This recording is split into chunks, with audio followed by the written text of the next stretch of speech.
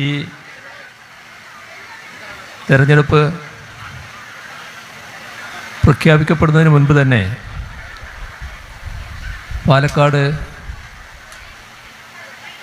നേരത്തെ കുറച്ചു കാലമായി സ്വീകരിച്ചു വരുന്ന നിലപാടിൽ നിന്ന് ഒരു മാറ്റമുണ്ടാകണമെന്ന് പൊതുവെ ജനങ്ങളും വോട്ടർമാരും ആഗ്രഹിക്കുന്ന നിലയുണ്ടായിട്ടുണ്ട്. നമ്മുടെ നാടിൻ്റെ പൊതുധാരയിൽ പാലക്കാടും അതിൻ്റേതായ രീതിയിൽ ചേരണമെന്നാണ് പൊതുവിലെല്ലാവരും ആഗ്രഹിച്ചത്. അതിൻ്റെ ഭാഗമായി ആ മാറ്റത്തോടൊപ്പം അണിചേരാൻ ഒരു പ്രത്യേക ഘട്ടത്തിൽ ഡോക്ടർ സരിൻ സന്നദ്ധനായി മുന്നോട്ട് വന്നു. അതും ഈ മാറ്റത്തിൻ്റേതായ പ്രക്രിയയെ ത്വരിതപ്പെടുത്തുന്ന പൊതുവായ നിലയാണുണ്ടായത്. ഒരു പൊതുവികാരം മണ്ഡലത്തിലാകെ ഉയർന്നു വന്നിരിക്കുന്നു എന്നതാണ് കാണാൻ നമുക്ക് സാധിക്കുക. കുറച്ചു കാലമായി നിലനിൽക്കുന്ന സാഹചര്യങ്ങളിൽ മാറ്റമുണ്ടാവണം എന്ന് പൊതുവെ ജനങ്ങളും വോട്ടർമാരും ആഗ്രഹിക്കുന്നു. അത് സഫലീകരിക്കാനുള്ള നല്ല ഇടപെടലാണ് പൊതുവെ നമുക്ക് കാണാൻ കഴിയുന്നത്. ഈ ഘട്ടത്തിൽ LDF കേരളത്തിന് മുന്നിൽ പറയുന്ന കാര്യങ്ങൾ അത് നാട്ടിലെ ജനങ്ങളുടെ അനുഭവ സാക്ഷ്യമുള്ള കാര്യങ്ങളാണ്. ഇപ്പോൾ കഴിഞ്ഞ 8 വർഷത്തിലധികമായി കേരളത്തിൽ LDF സർക്കാരാണ് അധികാരത്തിലിരിക്കുന്നത്. ഈ സർക്കാർ അധികാരത്തിൽ വരുന്നതിന് മുൻപുള്ള കേരളത്തിൻ്റെ പൊതുവായ സാഹചര്യം നമുക്കെല്ലാവർക്കും നല്ല ഓർമ്മയുള്ളതായിരിക്കും. 8.5 വർഷം മുൻപുള്ള കാര്യം അത്ര വേഗം മറന്നു പോകാനിടയില്ല. നാടാകെ വലിയ തോതിൽ തകർന്നു കിടക്കുന്ന അവസ്ഥയായിരുന്നു. തകരാത്ത ഒരു മേഖലയും ഉണ്ടായിരുന്നില്ല. ഏറ്റവും വലിയ പ്രത്യേകത നാടിൻ്റെ പൊതുവായ മുന്നേറ്റത്തിന്, വികസനത്തിന് സർക്കാർ ഫലപ്രദമായ നടപടി സ്വീകരിക്കണമെന്നാണ്. പക്ഷേ 2016 മുൻപുള്ള കേരളം UDF ഭരണകാലത്ത് ഇല്ലാതിരുന്നത് മാത്രമായിരുന്നു. കേരളത്തിൻ്റെ വികസനത്തിന് ഒഴിച്ചുകൂടാത്ത അനേകം പദ്ധതികൾ സർക്കാർ മുൻകൈ എടുക്കാത്തതിൻ്റെ ഫലമായി തന്നെ ഒരിഞ്ച് മുന്നോട്ട് പോകാത്ത അവസ്ഥ വന്നു. മാത്രമല്ല, പല പദ്ധതി നടപ്പാക്കേണ്ട ഏജൻസികളും ഒരു സഹകരണവും ലഭിക്കുന്നില്ല എന്ന് വന്നപ്പോൾ ആവർത്തിച്ച് സർക്കാരിനോട് ആവശ്യപ്പെട്ടിട്ടും സർക്കാരിൽ നിന്ന് അനുകൂലമായൊരു നടപടിയും ഉണ്ടാകുന്നില്ല എന്ന് ബോധ്യമായപ്പോൾ കേരളം വിട്ടുപോകുന്ന അവസ്ഥയുണ്ടായി. നമുക്ക് അറിയാവുന്ന ഒട്ടേറെ കാര്യങ്ങൾ ഇപ്പം നമ്മുടെ വൈദ്യുതി മന്ത്രി സ്റ്റേജിലിരിക്കുന്നുണ്ടല്ലോ. കേരളത്തിലെ വൈദ്യുതി രംഗത്ത് കേരളത്തിലേക്ക് വൈദ്യുതി എത്തിക്കുന്നതിന് ഒഴിച്ചുകൂടാത്ത ഒന്നായിരുന്നു എടമൺ കൊച്ചി പവർ ഹൈവേ. അതിൻ്റെ പണി ആരംഭിച്ചു. പവർ ഗ്രിഡ് കോർപ്പറേഷനാണ് തുടങ്ങിയത്. പണി ഒരു പ്രത്യേക സ്ഥലത്തെത്തിയപ്പോൾ അവിടെ നിന്നു. അവിടെ ഉണ്ടായ തടസ്സം, അതിലൂടെ ലൈൻ പോകാൻ പറ്റില്ല എന്ന് ചില ആളുകൾ വാശി പിടിച്ചു. ആ ആളുകൾ UDF-നും അന്നത്തെ ഗവൺമെൻറ്റിനും വേണ്ടപ്പെട്ടവരായതുകൊണ്ട് അവരുടെ വാശിക്ക് വഴങ്ങിക്കൊടുക്കാനാണ് ഗവൺമെൻറ് സന്നദ്ധമായത്. അവിടെ നിന്നു. പിന്നെ ആ പദ്ധതിക്ക് പുരോഗതിയില്ല. ഇപ്പോൾ പവർ ഗ്രിഡ് കോർപ്പറേഷൻ ഗവൺമെൻറ്റിനെ സമീപിച്ചു, അനക്കമില്ല. അവസാനം അവർ സ്ഥലം വിട്ടു. 2016 LDF സർക്കാർ അധികാരത്തിൽ വന്നപ്പോൾ ഈ പദ്ധതി കേരളത്തിൻ്റെ വൈദ്യുതി രംഗത്ത് ഏറ്റവും പ്രധാനപ്പെട്ട ഒന്നാണ് എന്ന് തിരിച്ചറിഞ്ഞുകൊണ്ട് ഈ പദ്ധതിയുടെ പ്രവർത്തനം പുനരാരംഭിക്കാൻ നിശ്ചയിച്ചു. തിരിച്ചുപോയ പവർ ഗ്രിഡ് കോർപ്പറേഷനോട് വരാനും പദ്ധതി ആരംഭിക്കാനും പറഞ്ഞു. തടസ്സം നിന്നവരോട് ഇത് നാടിന് ആവശ്യമാണ്, നിങ്ങൾ തടസ്സപ്പെടുത്തരുത് എന്ന് അഭ്യർത്ഥിച്ചു. പക്ഷേ അവരഭ്യർത്ഥന സ്വീകരിക്കാൻ തയ്യാറായില്ല. കാരണം അവരുടെ വാശിക്ക് മുന്നിൽ കീഴടങ്ങിയ ഗവൺമെൻറ്റായിരുന്നു നേരത്തേത്. അപ്പോൾ തങ്ങൾ വിചാരിച്ചാൽ പദ്ധതിയെ തടസ്സപ്പെടുത്തി കളയാം എന്ന ചിന്തയാണ് അവർക്കുണ്ടായത്. ഗവൺമെൻറ് വാശിയൊന്നും കാണിച്ചില്ല. വീണ്ടും അഭ്യർത്ഥിച്ചു, ഇത് നാടിന് ആവശ്യമാണ്, നിങ്ങൾ സഹകരിക്കണം. അപ്പോഴും കടുത്ത വാശിയിൽ തന്നെ. അപ്പോൾ ആ വാശിക്ക് കീഴടങ്ങുന്ന ഗവൺമെൻറ് ആയിരുന്നില്ലല്ലോ 2016 അധികാരത്തിൽ വന്നത്.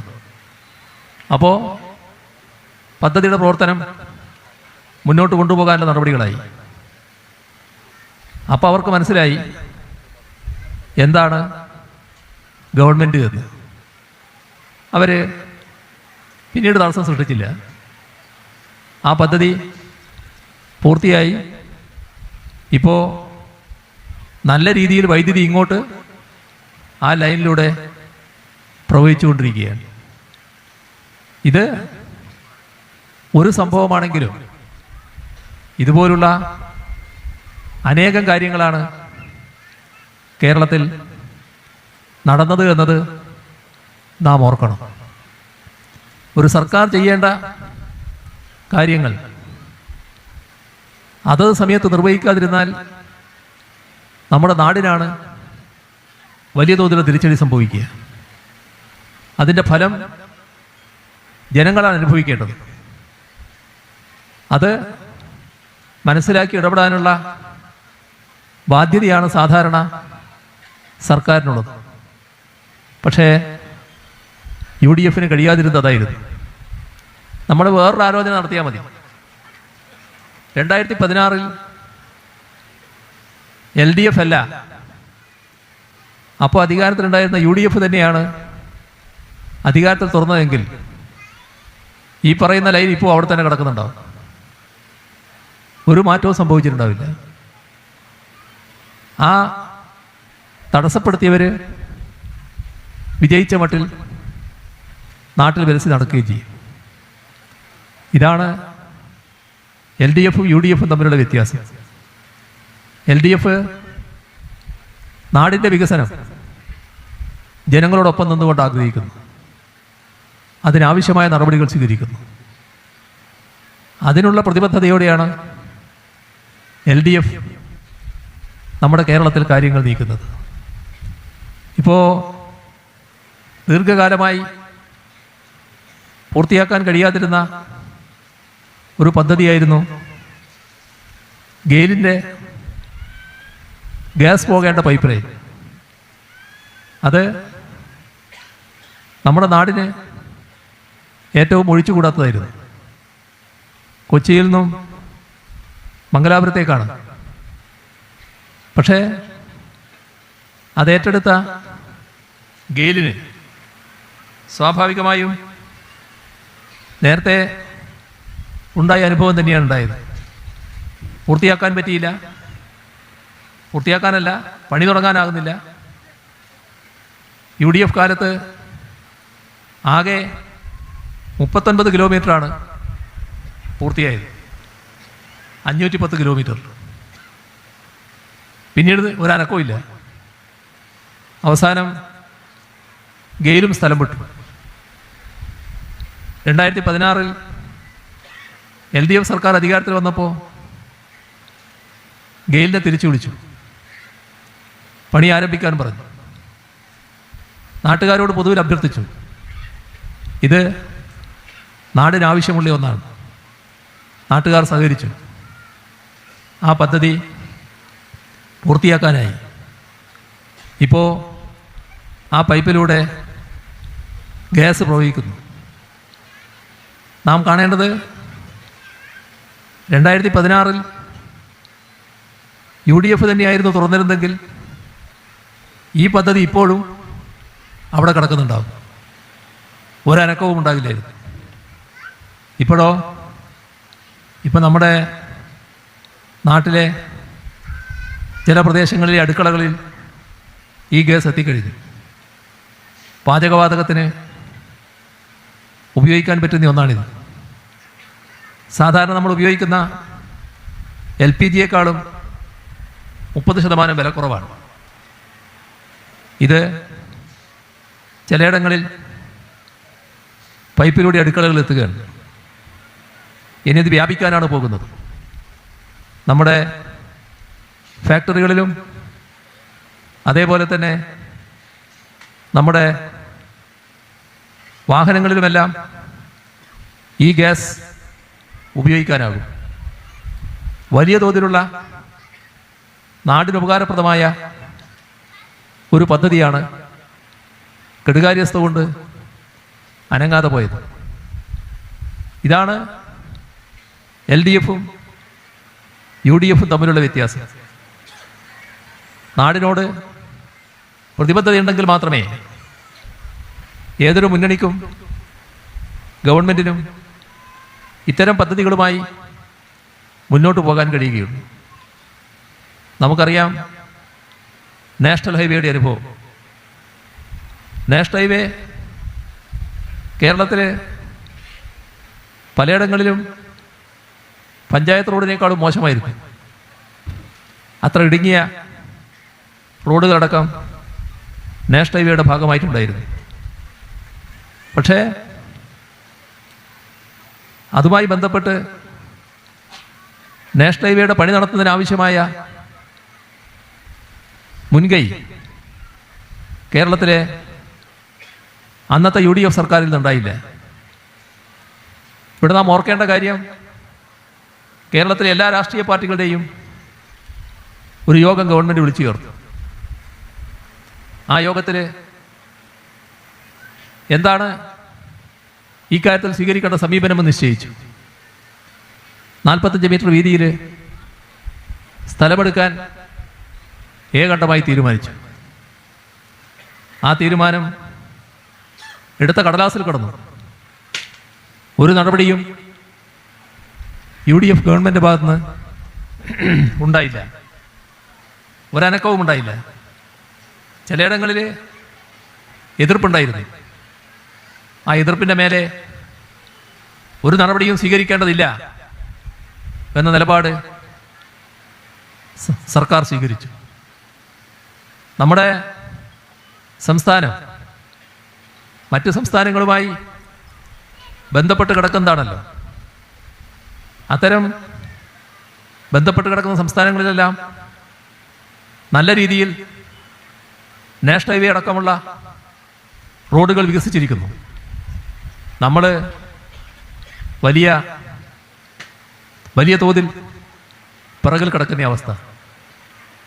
ഇതിനകത്ത് ഒരു തരത്തിലുള്ള മനസാക്ഷിക്കുത്തും അന്നത്തെ ഭരണാധികാരികൾക്കുണ്ടായില്ല. നാടിൻ്റെ വികസനത്തിന് ഗതാഗത സൗകര്യം വർദ്ധിക്കേണ്ടത്, അതിനെക്കുറിച്ച് ചിന്തിക്കാനേ അവർ സന്നദ്ധമായില്ല. അതിൻ്റെ ഫലം നാം പിന്നീട് അനുഭവിച്ചു. നമ്മുടെ 2016 LDF ഗവൺമെൻറ് വന്നപ്പോൾ ഈ നാഷണൽ ഹൈവേയുടെ നിർമ്മാണത്തിനായി കേന്ദ്ര ഗവൺമെൻറ്റിനെ സമീപിച്ചു.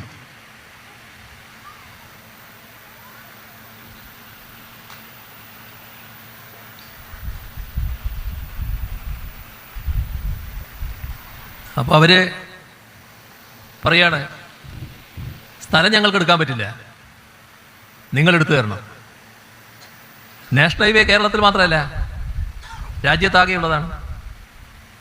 രാജ്യത്താകെയുള്ള നാഷണൽ ഹൈവേക്കാകെ സ്ഥലമെടുക്കുന്നത് നാഷണൽ ഹൈവേ അതോറിറ്റി തന്നെയാണ്. അതിൻ്റെ പണം മുഴുവൻ കൊടുക്കുന്നവരാണ്. കേരളത്തോട് പറയാണ് നിങ്ങളെടുക്കണമെന്ന്. സ്വാഭാവികമായും നമ്മളതിന് തീർത്തു. അത് പറ്റില്ലെന്ന് പറഞ്ഞു. നിങ്ങളാണ് എടുക്കേണ്ടത്. വലിയ തർക്കമായി. അവരെടുക്കാൻ തയ്യാറില്ല. പറഞ്ഞ കാരണം വില വല്ലാതെ കൂടിയിരിക്കുന്നു. നിങ്ങളുടെ നാട്ടിൽ ഭൂമിക്ക് വലിയ വിലയാണ്, ആ വില കൊടുത്ത് ഞങ്ങൾക്ക് എടുക്കാൻ കഴിയില്ല. അപ്പോൾ കേരളത്തിലെ നാഷണൽ ഹൈവേ വികസനം നടക്കില്ല എന്നീ അവസ്ഥ. നമുക്കാണെങ്കിൽ നാഷണൽ ഹൈവേ വികസിപ്പിക്കണം, അതൊഴിവാക്കാൻ പറ്റുന്നതല്ല. അവസാനം ഒത്തുതീർപ്പ് ചർച്ചയായി. അതിലെ അവസാന നിർദ്ദേശമായി വന്നത് ഏറ്റെടുക്കുന്ന ഭൂമിയുടെ വിലയിൽ 25% കേരളം നൽകണം. നമുക്ക് മാത്രമുള്ള വ്യവസ്ഥ, ഇപ്പോഴും മറ്റെവിടെയുമില്ലാത്ത വ്യവസ്ഥ. പക്ഷേ മറ്റെവിടെയുമില്ല എന്നറിഞ്ഞുകൊണ്ട് തന്നെ നമ്മളതിന് വഴങ്ങേണ്ടി വന്നു. കാരണം വഴങ്ങിയില്ലെങ്കിൽ നാഷണൽ ഹൈവേ വികസനം നടക്കില്ല.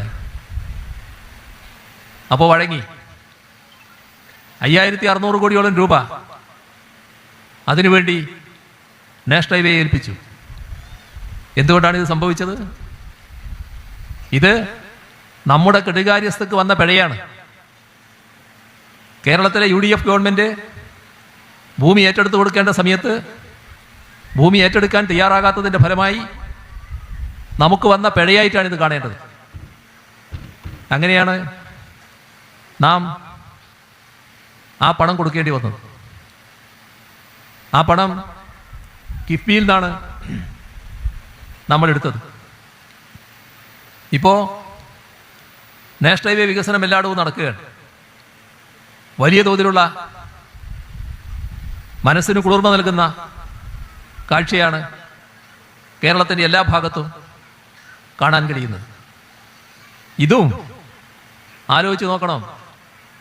2016 അന്നത്തെ ഭരണം അവസാനിപ്പിക്കുന്ന UDF തന്നെ വീണ്ടും അധികാരത്തിൽ വന്നിരുന്നുവെങ്കിൽ ഈ പുരോഗതി ഇവിടെ ഉണ്ടാകുമായിരുന്നോ? ഈ മാറ്റം ഉണ്ടാകുമായിരുന്നോ? നമ്മുടെ നാട് വീണ്ടും പുറകിലോട്ട് പോകുമായിരുന്നില്ലേ? ഇതാണ് LDFും UDFും തമ്മിലുള്ള വ്യത്യാസം. നാഷണൽ ഹൈവേ മാത്രമല്ല, ഒരു ഭാഗത്ത് നാഷണൽ ഹൈവേ വികസനം വരുന്നു, വേറൊരു ഭാഗത്ത് മലയോര ഹൈവേ, മറ്റൊരു ഭാഗത്ത് തീരദേശ ഹൈവേ. ഈ രണ്ടിനും കൂടി 10,000 കോടി രൂപ സംസ്ഥാന സർക്കാരാണ് ചെലവിടുന്നത്. നമ്മുടെ നാടിൻ്റെ വലിയ തോതിലുള്ള ഗതാഗത സൗകര്യ വർധനവാണ് ഇതിലൂടെ ഉണ്ടാവുക. തീരദേശ ഹൈവേയൊക്കെ യാഥാർത്ഥ്യമാകുമ്പോൾ കേരളത്തിലേക്ക് കടന്നു വരുന്ന നമ്മുടെ ടൂറിസ്റ്റുകൾ, രാജ്യത്തുള്ള ടൂറിസ്റ്റുകളുമുണ്ട്, വിദേശത്ത് വരുന്ന ടൂറിസ്റ്റുകളുമുണ്ട്. അവർക്ക് വലിയൊരു ഹരമായിരിക്കും ആ റോഡിലൂടെ സഞ്ചരിക്കുക എന്നത് തന്നെ. ഒരു ഭാഗത്ത് കടലായിരിക്കും, മനോഹരമായൊരു കാഴ്ച. ദൈവത്തിൻ്റെ സ്വന്തം നാട് എന്ന വിളിപ്പേരുള്ള നമ്മുടെ നാട്ടിലേക്ക് വലിയ തോതിൽ ടൂറിസ്റ്റുകൾ വരുന്നതിനിടയാക്കും.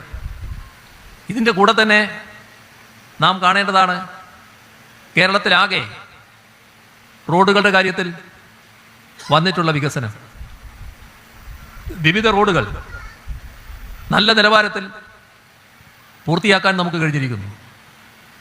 ആരും വലിയ തോതിൽ ആകർഷിക്കുന്ന ഒന്നായി നമ്മുടെ ഈ ഗതാഗത സൗകര്യ വികസനം മാറിയിരിക്കുന്നു. ഇതോടൊപ്പം തന്നെയാണ് കോവളം മുതൽ കാസർഗോഡ് ബേക്കൽ വരെയുള്ള ജലപാത. അതിലൊരു ഭാഗം ദേശീയ ജലപാതയാണ്, ബാക്കി ഭാഗം സംസ്ഥാന സർക്കാർ മുൻകൈയെടുത്ത് പൂർത്തീകരിക്കുകയാണ്. ഏതാനും മാസങ്ങൾ കൊണ്ട് അതിൻ്റെ ആദ്യഘട്ടം പൂർത്തിയാകും. നമ്മുടെ കോവളം മുതൽ ചേറ്റുവ വരെ വലിയ പ്രയാസമില്ലാതെ എത്താൻ കഴിയും. കോഴിക്കോട് കനോളി കനാലുമായി ബന്ധപ്പെട്ട വലിയ തോതിലുള്ള വികസനം അവിടെ വരാൻ പോവുകയാണ്. കോഴിക്കോട് ജില്ലയിലും കണ്ണൂരിലും കാസർഗോഡും ചിലയിടങ്ങളിൽ പുതിയ കനാൽ വേണ്ടി വരും. അങ്ങനെയാണ് ബേക്കലേക്ക് എത്തിച്ചേരാൻ പറ്റുക. അത് അതിവേഗം പൂർത്തിയാക്കാനുള്ള നടപടികളാണ് നീങ്ങിക്കൊണ്ടിരിക്കുന്നത്. ആ പദ്ധതി പൂർത്തിയാകുമ്പോൾ നമ്മുടെ നാട്ടിൽ വലിയ മാറ്റമാണ് സംഭവിക്കുക. ഈ പറഞ്ഞ ടൂറിസ്റ്റുകൾക്ക് 600 കിലോമീറ്റർ ദൂരത്തിൽ ബോട്ടിൽ സഞ്ചരിക്കാൻ കഴിയുക എന്തൊരു ഹരമായിരിക്കും അവർക്ക്. ഇടയ്ക്ക് നിശ്ചിത ദൂരം വിട്ട് ഒരു 40-50 കിലോമീറ്റർ ആകുമ്പോൾ ഒരിടത്ത് നിർത്തും. അതൊരു ടൂറിസ്റ്റ് കേന്ദ്രമായിരിക്കും. അവിടെ അവർക്ക് ഭക്ഷണം കഴിക്കാം, കാഴ്ചകൾ കാണാം, അവിടെയുള്ള കലാപരിപാടികൾ അവതരിപ്പിക്കാം, നാടൻ വിഭവങ്ങൾ അവിടെ ഒരുക്കാം. അങ്ങനെ നാടിനും ടൂറിസ്റ്റുകൾക്കും എല്ലാം നല്ല രീതിയിൽ കുളിർമയേകുന്ന ഒന്നായി നമ്മുടെ ഈ പദ്ധതി മാറും. എല്ലാം കേരളത്തെ വലിയ തോതിൽ മാറ്റുന്ന ഒന്നായിട്ടാണ് മാറുക. ഇവിടെയും നമ്മൾ ആലോചിക്കണം, ഇതൊക്കെ നേരത്തെ ഉള്ളവർ തന്നെ UDF തന്നെ ഇവിടെ തുറന്നിരുന്നുവെങ്കിൽ ഇത്തരം മാറ്റങ്ങൾ ഉണ്ടാകുമായിരുന്നോ? ഇതാണ് LDFും UDFും തമ്മിലുള്ള വ്യത്യാസം എന്നത് നാം തിരിച്ചറിയേണ്ടതായിട്ടുണ്ട്. ഏത് കാര്യത്തിലും നാടിനാവശ്യമായ കാര്യങ്ങൾ നിർവഹിക്കുന്നതിനാണ് സർക്കാർ മുൻകൈയെടുക്കേണ്ടത്. ഇപ്പോൾ നമ്മുടെ LPG കേരളത്തിലേക്ക് കൊണ്ടുവരുന്ന LPG ആകെ സൂക്ഷിക്കുന്നതിന് പുതുവൈപ്പിനിൽ ഒരു LPG ടെർമിനൽ നിർമ്മിക്കുന്നതിനുള്ള നടപടി ആരംഭിച്ചു. അപ്പോൾ നമ്മുടെ നാട്ടിൻ്റെ ഒരു പ്രത്യേകത, ചില ആളുകൾ ഇത്തരം കാര്യങ്ങൾ വരുമ്പോൾ വല്ലാതെ അതിനെതിർക്കാൻ പുറപ്പെടുമെന്നാണല്ലോ. അതുമായി ബന്ധപ്പെട്ട എല്ലാ സുരക്ഷാ ക്രമീകരണങ്ങളും പൂർണ്ണമായ തോതിൽ പാലിച്ചുകൊണ്ടാണ് LPG ടെർമിനൽ നിർമ്മിക്കുന്നത്. പക്ഷേ അനാവശ്യമായ ഭീതി ഉയർത്താനുള്ള ശ്രമം നടന്നു. അതിൻ്റെ ഭാഗമായി പ്രാദേശികമായ എതിർപ്പുയർന്നു. എന്താ ഫലം? 2011 മുതൽ 16 വരെയാണ് UDF സർക്കാർ അധികാരത്തിലുണ്ടായത്. ഒരു ഇഞ്ച് മുന്നോട്ട് പോയില്ല, അവിടെ കടന്നു. അപ്പോൾ 2016 LDF സർക്കാർ വന്നു.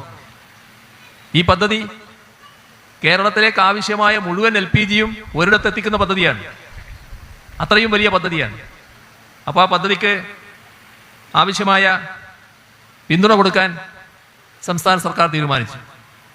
2017 പ്രവൃത്തി മുന്നോട്ട് പോയി. ഇപ്പോൾ അത് പൂർത്തിയായി. ഇവിടെ 1236 കോടി രൂപയാണ് ആ പദ്ധതിയുടെ മൊത്തം ചെലവ്. നമ്മുടെ സംസ്ഥാനത്തിന് ആവശ്യമായ മുഴുവൻ LPGയും അവിടെ എത്തുന്നു എന്നതാണ് കാണാൻ നമുക്ക് സാധിക്കുക. ഇവിടെ വേറൊരു കാര്യം, നാം കാണേണ്ടത് നമ്മുടെ നാടിൻ്റെ വികസനവുമായി ബന്ധപ്പെട്ട കാര്യങ്ങളിൽ UDF-ഉം LDF-ഉം സ്വീകരിക്കുന്ന സമീപനം എത്രമാത്രം വ്യത്യസ്തമായതാണ് എന്നാണ്. ഇപ്പോൾ വിഴിഞ്ഞം തുറമുഖം നമ്മുടെ എല്ലാവരുടെയും ബോധ്യത്തിൽ വന്നു കഴിഞ്ഞു, അത് യാഥാർത്ഥ്യമാകുന്നുവെന്ന്. അത് വലിയ മദർഷിപ്പുകൾ അവിടെ വന്നുകൊണ്ടിരിക്കുകയാണ്. ഇപ്പോൾ ഏതാനും ആഴ്ചകൾ കഴിഞ്ഞാൽ പൂർണ്ണമായ ഉദ്ഘാടനത്തിലേക്ക് കടക്കുകയും ചെയ്യും. എല്ലാ രീതിയിലും സജ്ജമായി. ഇതുമായി ബന്ധപ്പെട്ട് നാം ഓർക്കേണ്ട കാര്യം, വിഴിഞ്ഞം പദ്ധതി എന്നത് LDF സർക്കാരിൻ്റെ കാലത്തുണ്ടായ ഒരു സ്വപ്നമായിരുന്നു.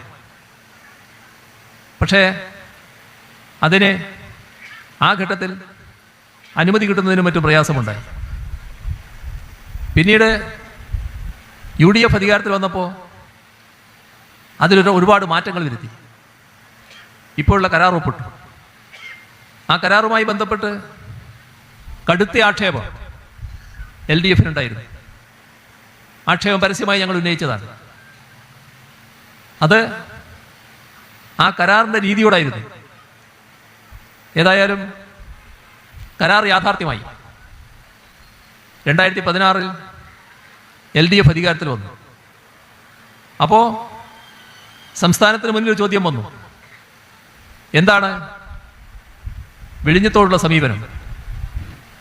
നമ്മുടെ സംസ്ഥാനത്തെയല്ല, രാജ്യത്തെ ഏറ്റവും വലിയ പോർട്ടായിട്ടാണ് വിഴിഞ്ഞം പോർട്ട് മാറുന്നത്. അത് ലോകത്തിലെ വിരലിലെണ്ണാവുന്ന പോർട്ടുകളിൽ ഒന്നായിട്ടാണ് മാറുന്നത്. ആ കരാറിനോട് എതിർപ്പുണ്ടായി എന്നുള്ളത് ശരിയാണ്. പക്ഷേ കരാർ ഒപ്പിട്ട് കഴിഞ്ഞു. ഇനി അതുമായി ബന്ധപ്പെട്ട് കാര്യങ്ങൾ മുന്നോട്ട് പോകുന്നതാണ് നല്ലത്, അല്ലെങ്കിൽ അനാവശ്യമായ നിയമയുദ്ധത്തിലേക്കാണ് കാര്യങ്ങൾ എത്തുക. അപ്പോൾ പദ്ധതി യാഥാർത്ഥ്യമാക്കുന്നതാണ് നല്ലത്. നമ്മുടെ സ്ഥാനാർത്ഥി അല്ലേ? ശരി ശരി.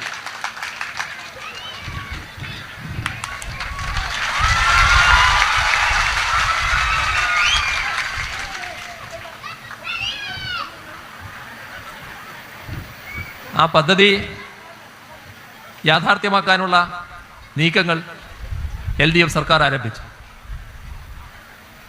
ഇപ്പോൾ മറ്റു വിശദാംശങ്ങളിലേക്കൊന്നും ഞാൻ പോകുന്നില്ല. ഇപ്പോൾ പദ്ധതി യാഥാർത്ഥ്യമായി. ആ പദ്ധതിയോടുള്ള എതിർപ്പ് നേരത്തെ ഉന്നയിച്ചു എന്നുള്ളതുകൊണ്ട് പദ്ധതിയുടെ പ്രവർത്തനത്തിൽ തടസ്സം നിൽക്കുകയല്ല സംസ്ഥാന സർക്കാർ ചെയ്തത്. ഇപ്പോൾ രാജ്യത്തെ ഏറ്റവും വലിയ പോർട്ടായി വിഴിഞ്ഞം പോർട്ട് മാറിയിരിക്കുന്നു.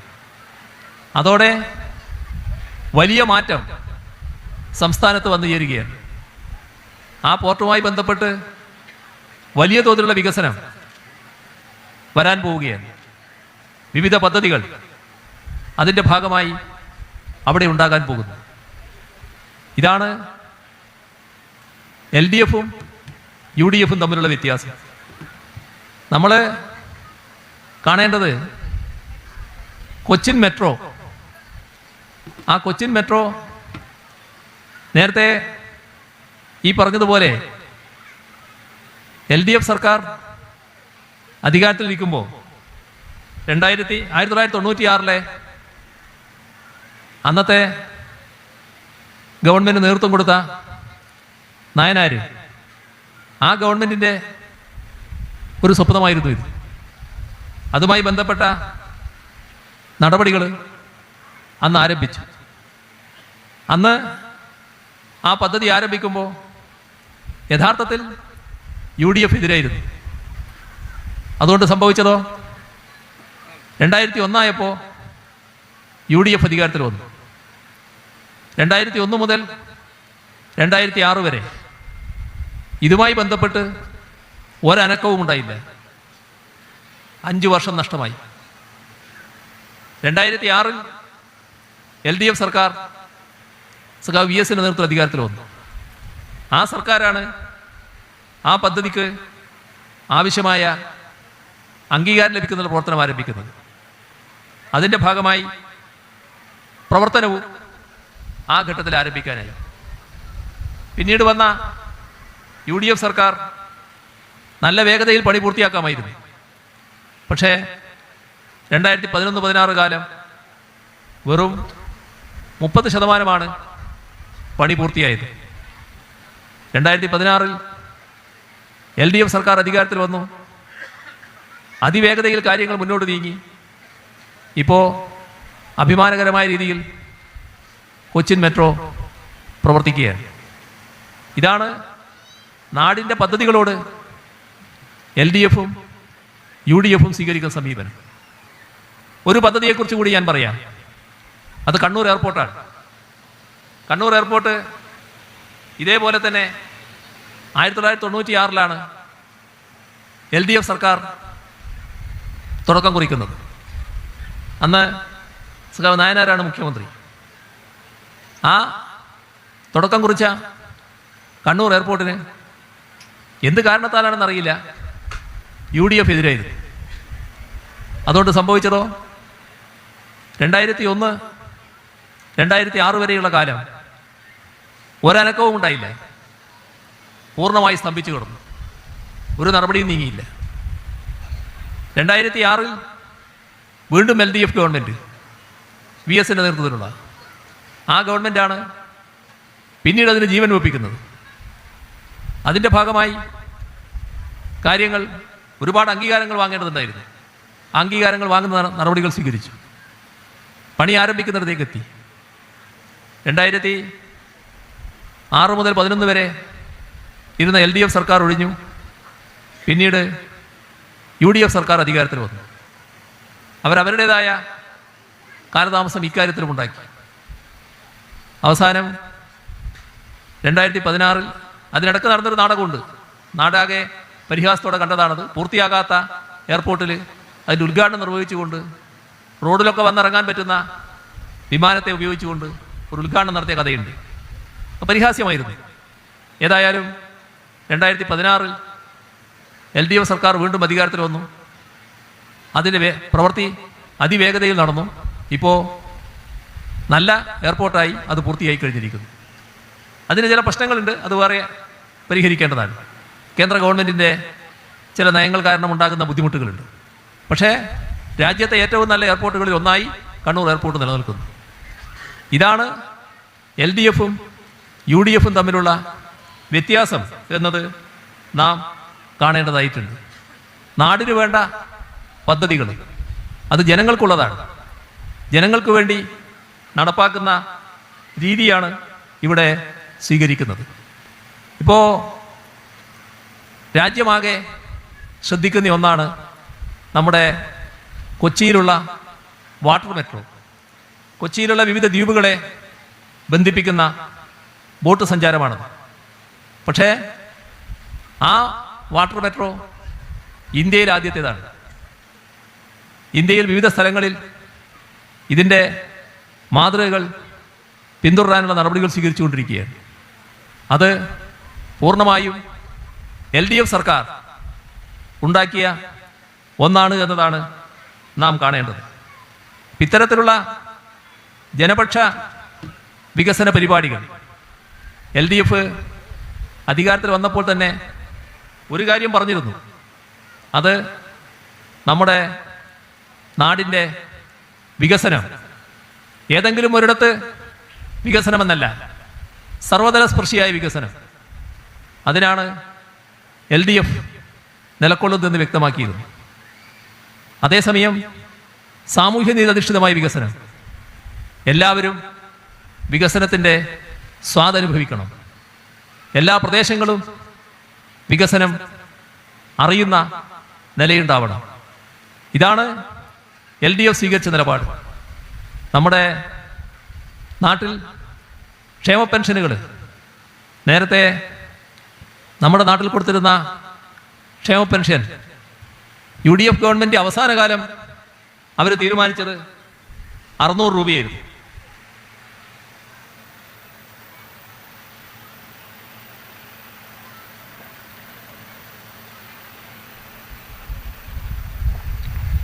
ആ 600 രൂപ കൊടുത്തില്ല. 1.5 വർഷം കൊടുക്കാതിരിക്കുകയായിരുന്നു. നമ്മുടെ പാവപ്പെട്ട ജനങ്ങൾ ആ കാശ് കിട്ടി കണ്ണടയോ എന്നുള്ള ആശങ്കയിലായി. അത്രയും ദുരിതത്തിൽ കഴിയുന്നവർ അവരുടെ കാശാണ് പിടിച്ചു വെച്ചത്. 2016 LDF അധികാരത്തിൽ വന്നപ്പോൾ ആദ്യം ചെയ്ത നടപടി ആ മുഴുവൻ കുടിശ്ശികയും കൊടുത്തു തീർക്കുന്ന തീരുമാനമായിരുന്നു. അതവിടെ നിന്നില്ല. 600-ൽ നിന്ന് പിന്നെ വർധനവ് തുടങ്ങി. എവിടെയെത്തി നിന്നു? 1600-ലെത്തി. 60 ലക്ഷം ആളുകൾക്ക് 1600 രൂപ വീതം നമ്മുടെ സംസ്ഥാനത്ത് പെൻഷൻ നൽകുകയാണ്. ഇവിടെ നാം കാണേണ്ടത് 2011 മുതൽ 2016 വരെ UDF-ന്റെ കാലം അവർ നൽകിയ പെൻഷൻ 8,836 കോടി രൂപയായിരുന്നു. എന്നാൽ പിന്നീടുള്ള LDF ഗവൺമെൻറ് 5 വർഷക്കാലം ഈ 8,836 പകരം 30,567 കോടി രൂപയാണ് പെൻഷനായിട്ട് നൽകിയത്. ഇത് നാം കാണേണ്ടത് ഇതിൽ 98% സംസ്ഥാന സർക്കാരിൻ്റെ പണമാണ്. സംസ്ഥാന സർക്കാരാണ് നൽകുന്നത്. കേന്ദ്ര ഗവൺമെൻറ് അപൂർവം ചില മേഖലകളിൽ കുറച്ച് പൈസ തരുന്നുണ്ട്. ആകെ 2% എല്ലാം കൂടി വന്നാൽ. ഇതാണ് നാം കാണേണ്ട കാര്യം. ഇപ്പോൾ മാസം തോറും കൃത്യമായി പെൻഷൻ നൽകുകയാണ്. മാസം തോറും പെൻഷൻ നൽകാനാണ് നേരത്തെ സർക്കാർ നടപടികളെടുത്തത്. അതിനുവേണ്ടി ഒരു പ്രത്യേക കമ്പനി രൂപീകരിച്ചു. ആ കമ്പനി പെൻഷൻ കൃത്യമായി കൊടുക്കും. കമ്പനിക്ക് ചെലവായ തുക സർക്കാർ നൽകും. ഒരു പ്രയാസവുമില്ലാതെ പെൻഷൻ മാസം തോറും കൊടുത്തുകൊണ്ടിരിക്കുകയായിരുന്നു. അപ്പോഴാണ് BJP ഗവൺമെൻറ്റിന് ഇതിനോട് കടുത്ത വിയോജിപ്പ് വരുന്നത്. അവരിത് മുടക്കാൻ വേണ്ടി നടപടികൾ സ്വീകരിച്ചു. അവർ പറഞ്ഞു, നിങ്ങളെ ഈ കമ്പനി എടുക്കുന്ന പണം സംസ്ഥാനത്തിൻ്റെ വായ്പാ പരിധിയിൽ ഉൾപ്പെടുത്തും. അങ്ങനെ നമ്മൾ പ്രയാസത്തിലായി. അതോടൊപ്പം അനേകം സാമ്പത്തികമായി ഞെരിക്കാനുള്ള, ശ്വാസം മുട്ടിക്കാനുള്ള നടപടികൾ കേന്ദ്ര ഗവൺമെൻറ് ഭാഗത്ത് വന്നു. ഒരു സംസ്ഥാനത്തിനും നേരിടേണ്ടി വരാത്ത രീതിയിലുള്ള കടുത്ത സാമ്പത്തിക ഉപരോധം. അപ്പോൾ ചില മാസങ്ങൾ പെൻഷൻ മുടങ്ങിപ്പോയി. നിവൃത്തിയില്ലാത്ത അവസ്ഥ. നമ്മൾ അതിനെതിരെ പോരാട്ടം.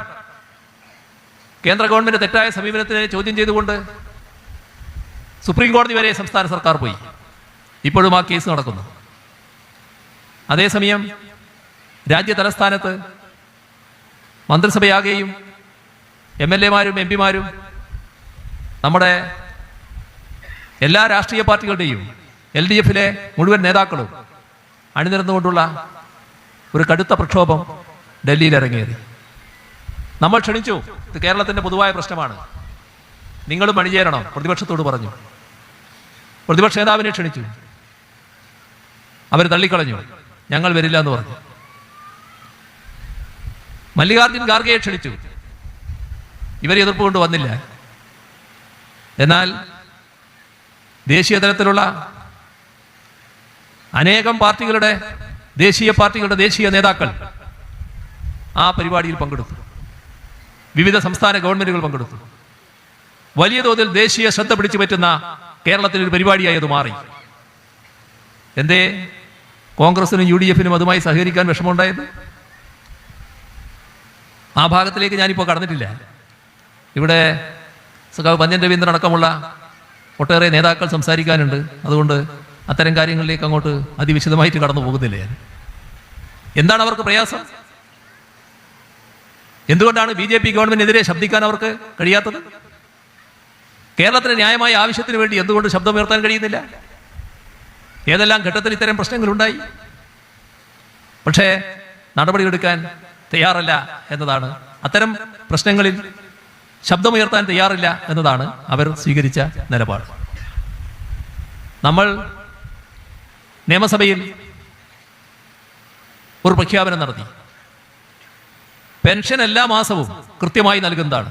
ഇനി അതിന് ഒരു മാറ്റവും ഉണ്ടാവില്ല എന്ന് തീരുമാനിച്ചു.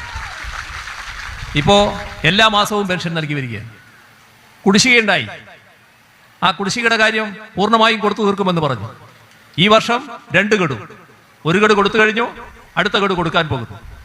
അടുത്ത വർഷം 3 ഗഡു, അങ്ങനെ പൂർണ്ണമായി കുടിശ്ശികയും തീർക്കും. നേരത്തെ തന്നെ LDF വ്യക്തമാക്കിയിട്ടുണ്ട് ഇവിടുന്നും ഇനി മുന്നോട്ട് പോകുമെന്ന്. സ്വാഭാവികമായും ആ നടപടികളിലേക്കും നീങ്ങുമെന്നതാണ് LDFന്റെ പൊതുവായ സമീപനം. ഇതൊക്കെ LDF അല്ലെങ്കിൽ നടക്കുമോ? ഈ പാവങ്ങളുടെ കാര്യത്തിൽ വല്ല ചിന്തയുണ്ടാവുമോ? LDF ആയതുകൊണ്ട് മാത്രമാണല്ലോ ഈ കാര്യങ്ങളെല്ലാം കൃത്യമായി നടക്കുന്നത്. ഇതാണ് നാം കാണേണ്ടത്. ഞാൻ മറ്റ് കൂടുതൽ കാര്യങ്ങളിലേക്ക് കടക്കുന്നില്ല. നമ്മുടെ സംസ്ഥാനത്ത് എല്ലാ മേഖലയിലും വലിയ തോതിലുള്ള വികസനം ഉറപ്പുവരുത്താനുള്ള നടപടികളാണ് സംസ്ഥാന സർക്കാർ സ്വീകരിച്ചു വരുന്നത്. അതിൽ പരിശോധിച്ചാൽ വിവിധ മേഖലകൾ വലിയ തോതിൽ അഭിവൃദ്ധിപ്പെട്ടിരിക്കുന്നു എന്ന് കാണാൻ നമുക്ക് സാധിക്കും. അതിലേറ്റവും പ്രധാനമാണ് നമ്മുടെ കാർഷിക രംഗം. കാർഷിക രംഗത്ത് കേരളത്തിലെ ഏറ്റവും പ്രധാനപ്പെട്ട നെല്ലുൽപാദന കേന്ദ്രമാണ് പാലക്കാട്. അതുകൊണ്ട് തന്നെ ഇവിടെ ആ പ്രാധാന്യം കണക്കിലെടുത്തുകൊണ്ടാണ് ഒരു ഇൻ്റഗ്രേറ്റഡ് റൈസ് ടെക്നോളജി പാർക്ക് സ്ഥാപിക്കുന്നതിനുള്ള നടപടി സംസ്ഥാന സർക്കാർ സ്വീകരിച്ചു വരുന്നത്. കോഴിപ്പാറയിലുള്ള കിൻഫ്രയുടെ മെഗാ ഫുഡ് പാർക്കുണ്ട്. അവിടെയാണ് 10 ഏക്കറിലായി 39.5 കോടി രൂപ ചെലവഴിച്ച് ഈ റൈസ് പാർക്ക് യാഥാർത്ഥ്യമാക്കുന്നത്. നെല്ല് സംസ്കരിക്കുക, അരിയും മറ്റ് മൂല്യവർദ്ധിത ഉൽപ്പന്നങ്ങളും ഉണ്ടാക്കുക, ഇതാണ് ഈ പാർക്കിലൂടെ ചെയ്യാൻ ഉദ്ദേശിക്കുന്നത്. നമ്മുടെ നെൽകർഷകർ നേരിടുന്ന പ്രശ്നങ്ങളുണ്ട്, സംഭരണത്തിൽ ഉണ്ടാകുന്ന പ്രശ്നങ്ങളുണ്ട്. അത്തരം പ്രശ്നങ്ങൾ സർക്കാർ ഗൗരവമായി തന്നെയാണ് കാണുന്നത്. അവയ്ക്ക് ശാശ്വതമായ പരിഹാരം കാണാനുള്ള നീക്കത്തിൽ തന്നെയാണ് സംസ്ഥാന സർക്കാരുള്ളത്. അതിൻ്റെ ഭാഗമായി ഇവിടെ ചില പ്രത്യേക ഇടപെടലുകൾ നടന്ന കാര്യവും നമ്മുടെ എല്ലാവരുടെയും ശ്രദ്ധയിലുള്ളതാണ്. അതാണ് സഹകരണ വകുപ്പിൻ്റെ മാർഗദർശനത്തിൽ രൂപീകരിച്ച പാപ്കോസ്. ആ കോപ്പറേറ്റീവ് സൊസൈറ്റി കണ്ണമ്പ്രയിലെ റൈസ് മിൽ സ്ഥാപിച്ചുകൊണ്ട് നല്ല നിലയിൽ ഈ നെല്ല് സംസ്കരിക്കുന്ന പ്രവർത്തനത്തിൽ ഏർപ്പെടാനാണ് ഉദ്ദേശിക്കുന്നത്. 15,000 മെട്രിക് ടൺ സംഭരണശേഷിയുള്ള സൈലോയും ഒരു ഷിഫ്റ്റിൽ 100 മെട്രിക് ടൺ നെല്ല് അരിയാക്കാനുള്ള സംസ്കരണ ശേഷിയുള്ള മോഡേൺ റൈസ് മില്ലുമാണ് ഇവിടെ ഒരുക്കാൻ ഉദ്ദേശിക്കുന്നത്. അതോടൊപ്പം തന്നെ കല്ലേപ്പള്ളിയിൽ കെൽപ്പാമിൻ്റെ ആഭിമുഖ്യത്തിൽ ഒരു റൈസ് മിൽ സ്ഥാപിക്കാനുള്ള നീക്കവുമുണ്ട്. 9 കോടി രൂപയുടെ പദ്ധതിക്കാണ് ഭരണാനുമതി നൽകിയിട്ടുള്ളത്. പാലക്കാട് ജില്ലയുടെ പ്രത്യേക സാമൂഹ്യ പശ്ചാത്തലത്തിൽ പട്ടികജാതി വിഭാഗങ്ങൾക്കുള്ള പ്രത്യേക പദ്ധതിയായാണ് ഇത് വിഭാവനം ചെയ്തിട്ടുള്ളത്. ഇപ്പോൾ മാനേജിംഗ് ഡയറക്ടർ ഒഴികെയുള്ള എല്ലാ തസ്തികകളും പട്ടികജാതി വിഭാഗങ്ങളിൽപ്പെട്ടവർക്കായി സംവരണം ചെയ്യുന്ന രീതിയിലാണ് അതിൻ്റെ കാര്യങ്ങൾ നീങ്ങുന്നത്. സർക്കാർ നെൽകൃഷിയുടെ കാര്യത്തിൽ നല്ല ശ്രദ്ധയാണ് ചെലുത്തിയിട്ടുള്ളത്. അതിൻ്റെ ഭാഗമായി നെല്ലിൻ്റെ ഉൽപാദനക്ഷമത ഹെക്ടറിന് നല്ല തോതിൽ ഉയർത്താൻ നമുക്ക് കഴിഞ്ഞിട്ടുണ്ട്. നേരത്തെ 2,547 കിലോ ആയിരുന്നു ഒരു ഹെക്ടറിൽ നിന്ന്. അത് 4,560 കിലോ ആയി ഉയർത്താൻ ഈ ഘട്ടത്തിൽ കഴിഞ്ഞിട്ടുണ്ട്.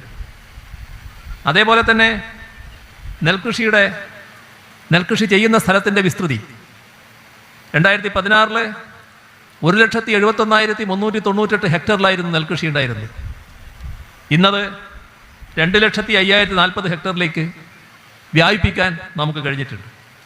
അപ്പോൾ 8768 ഹെക്ടറിലാണ് ഈ കഴിഞ്ഞ 2 വർഷം കൊണ്ട് മാത്രം നെൽകൃഷി അഭിവൃദ്ധിപ്പെടുത്താൻ കഴിഞ്ഞത്, കൂടുതൽ വികസിപ്പിക്കാൻ കഴിഞ്ഞത് എന്നതും നാം പ്രത്യേകമായി കാണേണ്ടതാണ്. ഇവിടെ നെൽകൃഷി പ്രോത്സാഹിപ്പിക്കുന്നതിനായി നെൽവയൽ ഉടമകൾക്ക് ഓരോ ഹെക്ടറിനും 3000 രൂപ വീതം റോയൽറ്റി അനുവദിക്കുന്നുണ്ട്. 14498 ഹെക്ടർ നെൽവയലുകൾക്കാണ് കഴിഞ്ഞ സാമ്പത്തിക വർഷത്തിൽ റോയൽറ്റി ലഭ്യമാക്കാനായത്. 2021-22 സീസണിൽ 7,48,403 മെട്രിക് ടൺ നെല്ല് സപ്ലൈകോ വഴി സംഭരിക്കാനായി. 2095 കോടി രൂപയാണ് സംഭരണ വിലയായി നൽകാൻ കഴിഞ്ഞത്. സംസ്ഥാനത്തെ 3,09,845 കർഷകർക്കാണ് ഇതിൻ്റെ ഗുണം ലഭിച്ചത്. ഇതുമായി ബന്ധപ്പെട്ട ചില പ്രശ്നങ്ങളുണ്ട്. അതിന് ശാശ്വതമായ പരിഹാരം കാണാനുള്ള നടപടികളിലേക്കാണ് സർക്കാർ നീങ്ങിക്കൊണ്ടിരിക്കുന്നത്. 2022-23 സീസണിലും ഇതേപോലെ തന്നെ നല്ല രീതിയിൽ നെല്ല് സംഭരിക്കുകയുണ്ടായി. നെല്ലിൻ്റെ സംഭരണ നിരക്ക് 28 രൂപ 20 പൈസയായിട്ടാണ് ഇപ്പോൾ നിലനിൽക്കുന്നത്. ഇവിടെ ഒരു കാര്യം പ്രത്യേകം ശ്രദ്ധിക്കണം. കേന്ദ്ര ഗവൺമെൻറ് ഇതുമായി ബന്ധപ്പെട്ട് വലിയ അവഗണനയാണ് കാണിക്കുന്നത്. സ്വാമിനാഥൻ കമ്മീഷൻ റിപ്പോർട്ട് അനുസരിച്ച് നെല്ലിൻ്റെ സംഭരണ വില കേന്ദ്രം നൽകേണ്ടതാണ്. പക്ഷേ അതുമായി ബന്ധപ്പെട്ടുള്ള ഒരു നടപടിയും കേന്ദ്ര ഗവൺമെൻറ് ഭാഗത്ത് നിന്നുണ്ടാകുന്നില്ല. ഇപ്പോൾ അനുവദിച്ച കാര്യം തന്നെ അത് പരിമിതമാണ്. സ്വാമിനാഥൻ കമ്മീഷൻ റിപ്പോർട്ട് ചെയ്ത രീതിയിലല്ല. അനുവദിച്ച കാര്യം തന്നെ കൃത്യമായി നൽകുന്നില്ല.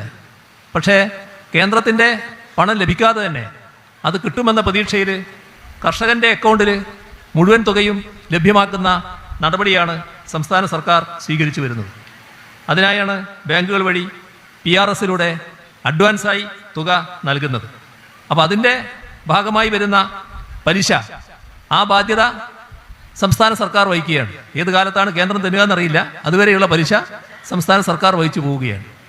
ഈ തരത്തിലുള്ള നടപടികൾ സർക്കാർ സ്വീകരിച്ചു പോകുന്നത് നമ്മുടെ നാട്ടിലെ ജനങ്ങളോട് പ്രതിബദ്ധതയുള്ള ഒരു മുന്നണിയാണ് LDF എന്നുള്ളതുകൊണ്ടാണ്. ഈ മുന്നണിയാണ് കേരളത്തെ ഇന്ന് കാണുന്ന രീതിയിലേക്ക് ഉയർത്തിയെടുത്തിട്ടുള്ളത്. നമ്മുടെ നാട്ടിലെ എല്ലാ മേഖലയും അഭിവൃദ്ധിപ്പെട്ടിരിക്കുകയാണ്. വിദ്യാഭ്യാസ രംഗം, ആരോഗ്യരംഗം, ശാസ്ത്രരംഗം, സാങ്കേതിക രംഗം, നമ്മുടെ IT മേഖല, വ്യാവസായിക രംഗം, എല്ലാ മേഖലയും വലിയ തോതിലാണ് അഭിവൃദ്ധിപ്പെട്ടിട്ടുള്ളത്. അതിനിയും കൂടുതൽ അഭിവൃദ്ധിയിലേക്ക് നീങ്ങാനാണ് നാം ഉദ്ദേശിക്കുന്നത്. ഒരു വിജ്ഞാന സമൂഹം ആയി കേരളത്തെ പരിവർത്തിപ്പിക്കാനാണ് ഉദ്ദേശിക്കുന്നത്. നമ്മുടെ നാട്ടിലെ യുവജനങ്ങൾക്ക് ഏറ്റവും ആകർഷകമായ രീതിയിലുള്ള പുതിയ പദ്ധതികൾ കേരളത്തിൽ ആരംഭിക്കാനാണ് നടപടികൾ സ്വീകരിക്കുന്നത്. ആ മാറ്റത്തോടൊപ്പം ചേരാൻ പാലക്കാടും ഉണ്ടാവുക എന്താണ് പ്രധാനം. ആ മാറ്റത്തോടൊപ്പം ചേരുന്നതിന് സന്നദ്ധനായാണ് ഡോക്ടർ സരിൻ ഈ ഘട്ടത്തിൽ വന്നിട്ടുള്ളത്. അത് പൂർണ്ണമായി ഉൾക്കൊണ്ടുകൊണ്ട് ഈ മാറ്റത്തോടൊപ്പം പാലക്കാടും ഞങ്ങളോടൊപ്പം വേണം. ഡോക്ടർ സരിനെ വലിയ ഭൂരിപക്ഷത്തോടെ അദ്ദേഹത്തിന്റെ ചിഹ്നമായ സ്റ്റെതസ്കോപ്പിൽ വോട്ട് രേഖപ്പെടുത്തി വൻപിച്ച ഭൂരിപക്ഷത്തോടെ അങ്ങോട്ട് അയക്കുക എന്ന് അഭ്യർത്ഥിച്ചുകൊണ്ട് അവസാനിപ്പിക്കുന്നു.